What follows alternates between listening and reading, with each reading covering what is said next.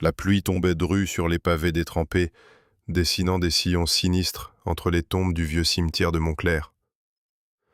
Paul, un jeune étudiant en histoire, s'était aventuré là pour une recherche nocturne sur une légende locale. Selon des rumeurs, une voix féminine murmurait parfois à ceux qui osaient braver la nuit, les guidant vers un trésor oublié.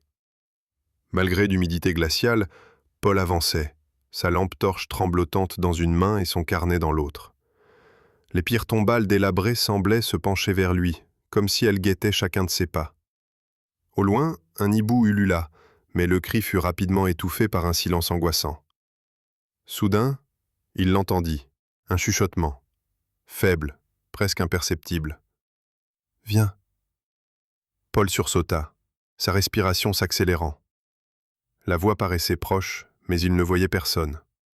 Il tenta de rationaliser, sans doute le vent entre les arbres. Mais lorsqu'il fit un pas en arrière, la voix reprit, plus insistante cette fois. « Paul !» Il sentit son sang se glacer. Comment connaissait-elle son nom? Il tourna frénétiquement sa lampe autour de lui, mais la lumière ne trouva que des ombres fuyantes. Alors qu'il se décidait à rebrousser chemin, une silhouette apparut à quelques mètres près d'un mausolée. Une femme vêtue d'une robe noire déchirée, le visage pâle et translucide. « Aide-moi !» murmura-t-elle. Trop terrifié pour parler, Paul se contenta de la suivre. La femme flottait plus qu'elle ne marchait, glissante entre les tombes comme un spectre.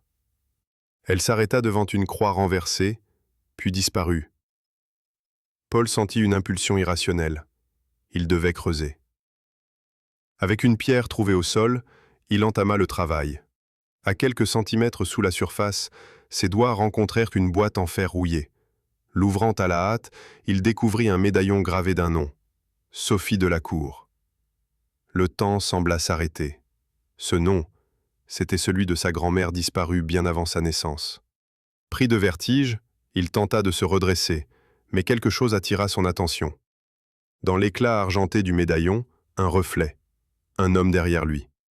Paul se retourna brusquement, mais il était seul. Un rire rauque brisa le silence. Il venait de partout et de nulle part. La voix n'était plus celle d'une femme, mais celle d'un homme, froide et moqueuse. « Merci de m'avoir libéré. » Les tombes autour de lui s'effondrèrent alors dans un bruit sourd, comme si le cimetière lui-même retenait son souffle.